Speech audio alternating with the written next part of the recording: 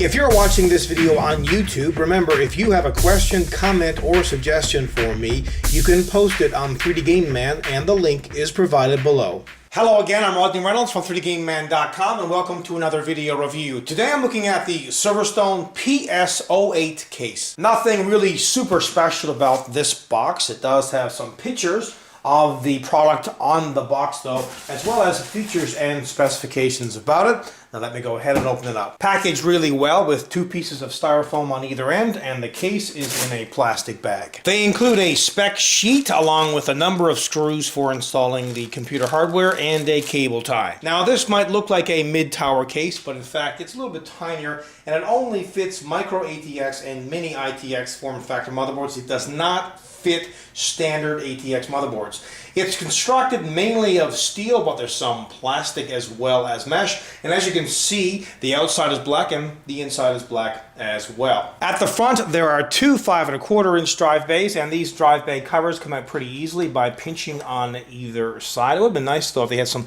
grips on the inside right here, because sometimes they will kind of slip out of your fingers. There are two USB 3 ports. Here's the microphone jack and headphone jack. On the right side is the power and reset buttons. And note all of the ventilation. I love the look on the front of this case. All this mesh adds to the styling.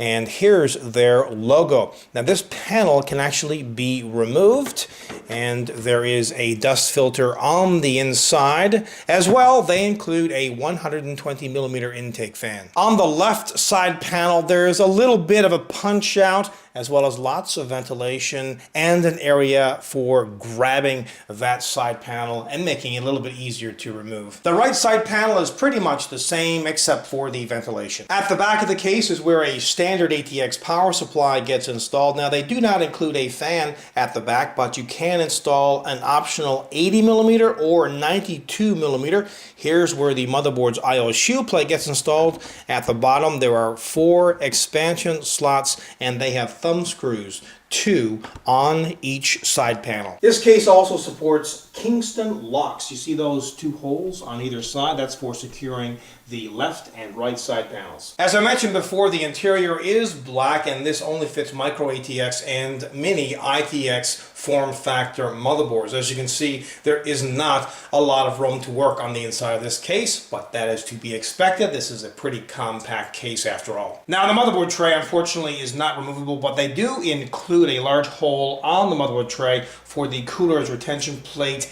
And you know, you can organize some cables behind the motherboard tray and the right side panel, but there really isn't a lot of space there for that. You can install up to 4 3.5 inch drives and 1 2.5 inch drives. Note though that they do not have a toolless design for installing drives. Now despite its size, you can fit a video card that is up to 14.1 inches in length. That is pretty impressive for a case this small. Also, you can fit CPU coolers that are up to 140mm in height. At the bottom of the case, they include 4 plastic feet. Now remember, they only include one 120mm intake fan at the front of the case, but there is an 80mm fan slot option there as well. I would strongly recommend installing a fan at the back of the case as well. That is optional, but it will give you good air circulation and airflow through the inside of the case and keep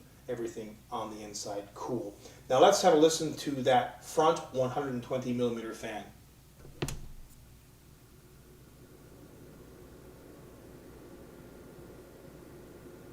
Now this is a pretty basic case overall, certainly not designed for enthusiasts, but if you're on a budget and you're looking for a lightweight Micro-ATX or Mini-ITX form factor case that is in this tower format and looks great, this just might be for you. Overall, this is a great product. Until next time, take care. I hope you enjoyed this video review, and please note that pricing for this product is available on the 3D Game Man video review page.